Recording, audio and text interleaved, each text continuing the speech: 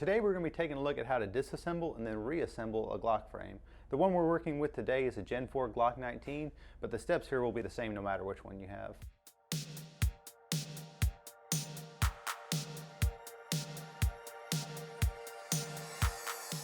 Now there's a few tools that'll make your life a little bit easier. First is a Glock tray. It's nice for holding small parts, keeping them from rolling around. Glock also makes this mat with a parts diagram that shows everything from the frame, the slide, the magazine. This one's for a Gen 5. And there's also the Glock tool. This is really handy to have. This tool that Tango Down makes is going to make getting the magazine release spring out a little bit easier. But if you don't have this, just a regular flathead screwdriver will work fine. And then lastly, a pair of needle nose pliers. These come in handy quite a bit.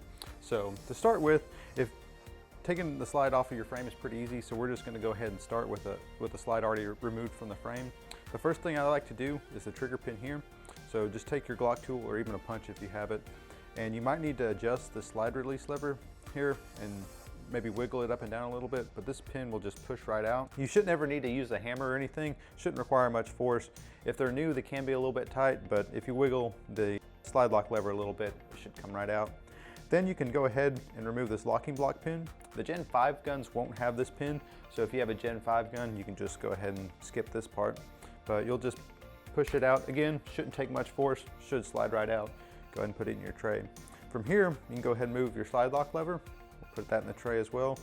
And then back here, you have the trigger housing pin. And again, this one should just slide right out. Shouldn't need a hammer, should be able to do it with just hand force. Now that we have that removed, what I'll do is I'll take my tool and remove the locking block. Just kind of push it under there and it'll come out. And then you can remove the trigger housing and the trigger assembly. Now if you want to disassemble this further, you can. On the Gen 4s, what you'll do is you'll just pick it up and then slide it out like this. And then if you want to remove it from the trigger spring here, you can as well, and it comes right off.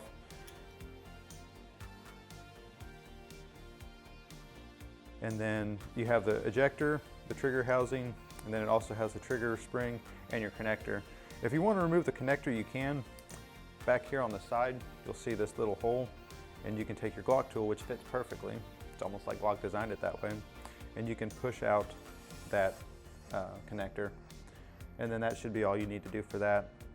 Now on the Gen 4s, over here, you have this slide catch spring. What I will do is I will take my Glock tool and push down on this spring, and then the slide lock will slide out like this. Now when you have it halfway out, make sure you put your thumb over, this way the spring doesn't go flying. So we'll do it like that. It comes out, and then you can just remove the little spring. It's just like a little leaf spring in there. That's pretty much it. The only thing left we have is the magazine release, and this is where the Tango Down tool comes in really handy.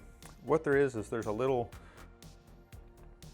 spring in there, and what you'll have to do is go in there with your tool and push it over and out like that. And then what you'll do is you'll take your needle nose pliers and grab that spring, and it'll pull out just like that. And there it is right there. Then once you have that done, you can just slide out your magazine release spring, your magazine release, and then now your Glock frame is completely stripped. Reassemble your frame is pretty easy. What I'll do is I'll go ahead and start by putting the magazine release in. And on the Gen 4s and Gen 5s, they are ambidextrous, so you can select which side you want it to be from.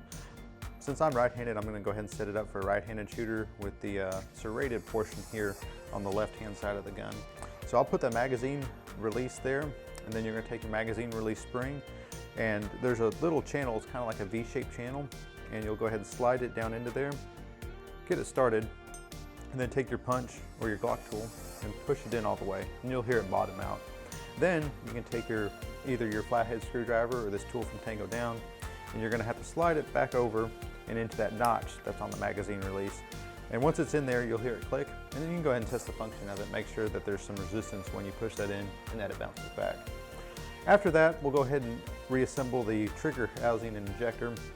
Now, I went ahead and took the connector out. If you need to change it out for another part, that's something you might want to do. But to put it back in, there's a little square hole right there, and you'll set it in like that, push it in, and then there you go. On the Gen 4s, there's a little hole right here in the trigger bar. You're just going to hook it into the trigger return spring, and then it'll slide into this notch on the ejector housing right there like that, and it'll sit like that. What you can do next is go ahead and insert that into the frame. It'll slide right in, and then we'll secure it with the pins here in just a minute. Your slide lock spring, there's a little notch for it there.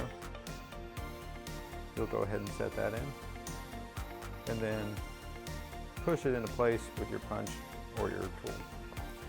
Now, the slide lock, there's a little lip on it here, and you want to make sure that that lip is facing you. There's also a part number here, so the part number is always going to be facing you. And what you'll do is you'll slide it in, and then you're going to have to push down this spring, push it down, and then slide that in over it.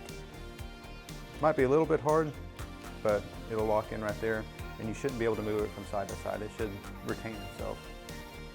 Then what you can do is we'll go ahead and put in our trigger housing pin, and it'll slide in just like that. Cool thing about the Glock tool is you can actually use the side here to kind of help push it in.